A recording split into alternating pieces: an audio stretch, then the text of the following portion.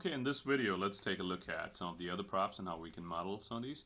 So we have all these bottles and different containers over here. Like this one's your laundry detergent and your jug, your milk jug, and so on. And here's olive oil bottle and dish detergent and cleaner. And here's a little jar. Now the jar is really simple, as you can see. And you can pretty much just even revolve it. And then after you're done, or even before that, when you revolve it, you could just simply use polygons as an option. And most of these can be done a similar way, even this one for that matter. And also, so with this, same thing. So you could just do a simple revolve, and you can also just use the polygons option. So let's see one of these guys. So let's see the dish detergent. And like I've said in the earlier videos, normally you would have some kind of background image. Let's say a laundry detergent in this case. But this time, since I have the geometry, I'm just going to use the geometry as reference over here. So let's also get rid of everything in our view. Control space bar is the hotkey to do that. And what I'm going to do is I'm simply going to use a simple polygon cube right here. Let's say create, and simply have it right around there. And let's use our X-ray in this case. And let's scale it to kind of match this one. So roughly about there. Right over here. And let's say right around there. Now we could build this section right now, or we could build it right as we are building this polygon geometry. So a lot of different ways again to make that hole over there. So with that, let's just roughly match it right over here. And also let's go to the front view, the side view in this case. And let's also kind of match it over here. Okay, with that, what I'm also going to do now is I'm simply going to model with sub-Ds and then come back to poly. So I'm going to say modify convert poly to sub-D. So this is a sub-D geometry immediately. And with it being a sub-D geometry, I'm just going to right click, go to polygon mode, and I'm going to start doing some cuts. So let's go to our polygon view, which is, let's do F3 over here to go to polygons menu set, and let's have this one over here, right over here. Let's do our insert edge loop tool, and let's insert some edges right over here. One more, maybe one more right here, another one, and one right at the bottom. And then simply start pushing and pulling our points to match over here. So let's see, right around there is where I want it. So let's scale these guys and maybe even go to the object mode and kind of match it right over there. So let's start again matching these guys over here. So simply just start matching it. Let's go to the side view, and you can also match it from here later. So let's go to the front view again. The front is the side in this case, but that's okay. And simply just roughly match it, and we can always reshape them. So I'm just gonna match these guys right now. Right over here, one over there. And the ones at the bottom, we can also pull them down even more.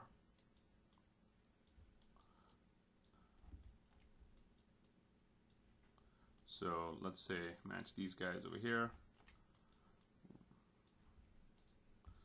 And so roughly we've matched them. Let's go to the side view and try again.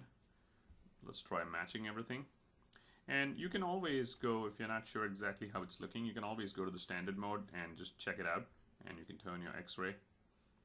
And I can just move this over here, and this is how it's shaping out to be. Not too bad. So let's go back to our X-ray shading mode. Let's go to polygon mode, right click polygon mode. Let's go under vertex and start shaping it. And again, like I said, roughly shape it right now. You don't have to match it really exact. You can always keep shaping it later on. So let's get the main section built out first, and then we can keep shaping it. So let's say right around there is what I've got, and let's, at this time, what I'm going to do is simply come out, and we've got a lot more geometry, but that's okay. Let's go to standard mode, and let's turn off X-ray. So this is what I've got so far, and what I want to do is I want to also build this top section over here, but at this time I'm thinking that I can very easily just convert it back to sub-D. I can even model right from here, but let's go back to, I'm sorry, convert it back to poly. That's what I meant to say. So let's say modify convert poly, or right here actually, sub-D to poly. And let's go to the options over here, and I'm gonna, let's reset the settings. It's adaptive, so I'll just say polygon count, convert. And right now, believe it or not, but this is a polygon object, and it looks exactly the same if you see. With this, what we are also going to do is we're going to build the top section. So with the top section, I'm thinking I can pretty much just do some more cuts over here. So let's do an insert edge loop right around there, because we're going to need it anyway, and right around there. And let's do another one right over here and one over here. Now with that may be a little too much, but with that, what I'm going to do is I'm simply going to select all these top edges. So let's just shift select all these guys. I can also drag a selection and deselect stuff I don't need if I want to. So this time I'm just going to select all these.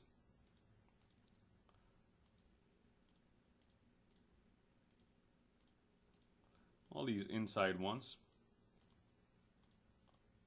and I'm probably selecting stuff at the back over there, so I will delete them. I will deselect them. So let's say that's what we have, and control deselect this one. And if I've selected something else, the way to check it is control go to wireframe, and look at this, control deselect them. And with that, hit delete. And there you go, that's what we've got, the top section. I'm also gonna simply, very quickly, just round it. What I like to do at this time is deselect my y-axis, so hold down control and deselect it. So I'm just gonna move this on the X and Z plane.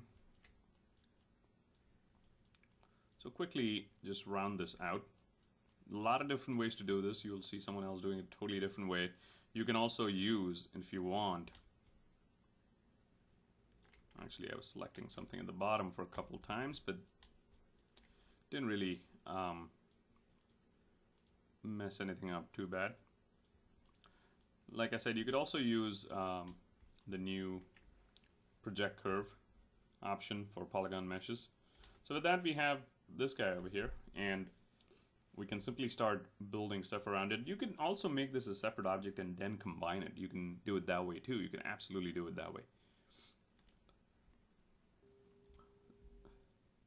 So let's just go here and quickly build this. And again, remember what we're doing right now, you'll have to still reshape this. So I'm just going to quickly do this right now. Let's go here and do a simple extrude.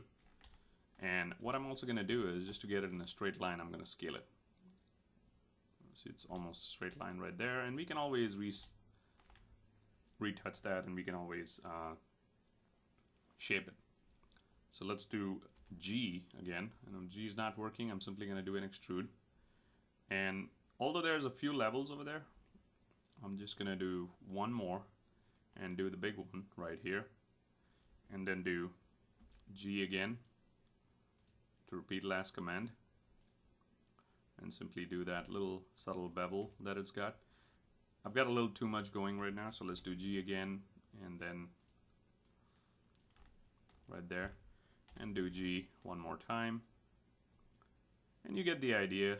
It's just a matter of not exactly matching at this point, but kind of getting almost trying to get a similar look going. So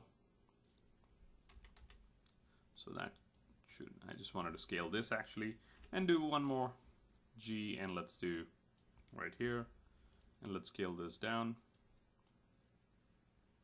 right over here, and let's do this and scale those down, and let's say I'm going to call it done at this point right there. So there you go, we have our top section. Again, we can absolutely reshape it. We can even select some of these points right over here. So let's select some of these guys, some of these guys. So we've just selected those two rows over there. Just making sure I've selected the right things. And we can also, or one more way to select them is just double click and hold down Shift and double click. And we could also just scale that out.